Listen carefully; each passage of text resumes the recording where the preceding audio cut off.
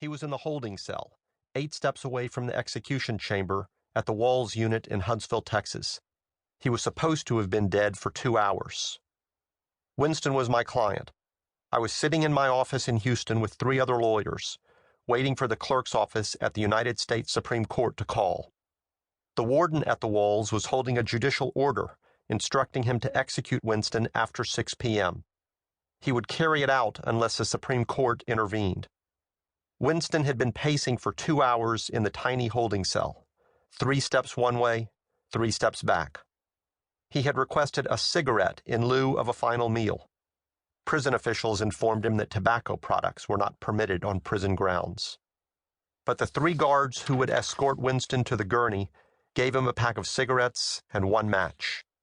He lit each new cigarette with the dregs of the old one. Our phone rang. The clerk at the Supreme Court wanted to know what time we would be filing additional papers.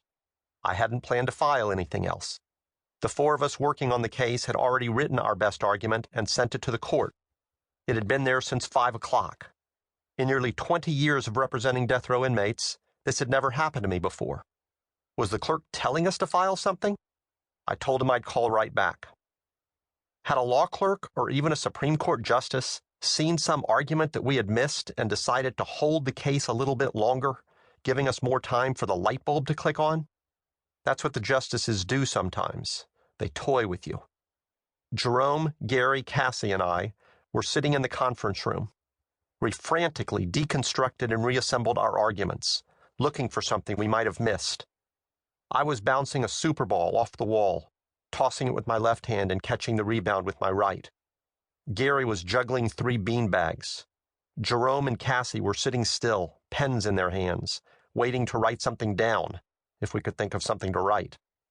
Jeremy Winston was wondering why he was still alive. Suddenly I saw him, peering into the conference room, watching his lawyers juggle and play catch and sit there doing nothing. He shook his head, a gesture just short of disgust, realizing the sand was about to run out. Maybe, I said, we had called something by the wrong name. You might think that when a life is at stake, formal legal rules would not matter so much, but you would be wrong. People die when their lawyers neglect to dot the I's or cross the T's. I decided we would refile what we had already filed and just call it something different. Because I couldn't think of any other explanation, I convinced myself the problem was with the title. Necessity's eldest child is invention. Her second-born is rationalization.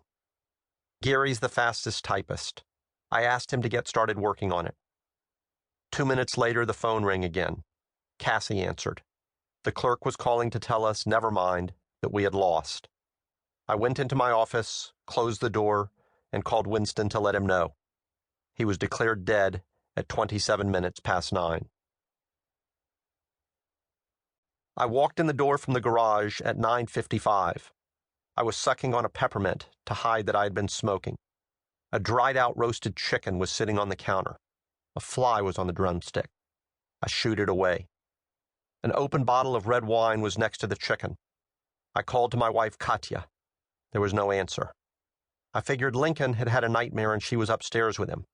I started to climb the stairs. Katya called to me from the library. She was sitting on the sofa, her feet on the coffee table, holding a wine glass on her stomach. Her eyes were red. She had been crying. "What's the matter?" I said. "Where were you?" "At my office. The Supreme Court didn't call until after 8. Winston didn't get executed until after 9. What's the matter?" "You were supposed to take Lincoln to the haunted house. He waited up until nearly 8. "Oh, shit. I completely forgot. Lincoln was 6. I had expected to be home by 7 at the latest. I told him I would take him to the haunted house after he collected enough candy. He had made me a costume to wear. I said, "Why didn't you call to remind me?" "I did call you. I left 3 messages on your cell phone." I told her I had left my cell phone in my car. I asked, "Why didn't you call the office?"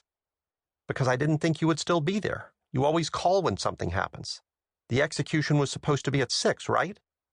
"Yes, it was supposed to be," I said. "Did you go without me?" "No. He said he wanted to wait for you. I told him I didn't know when you were going to be home. He said that he would just wait."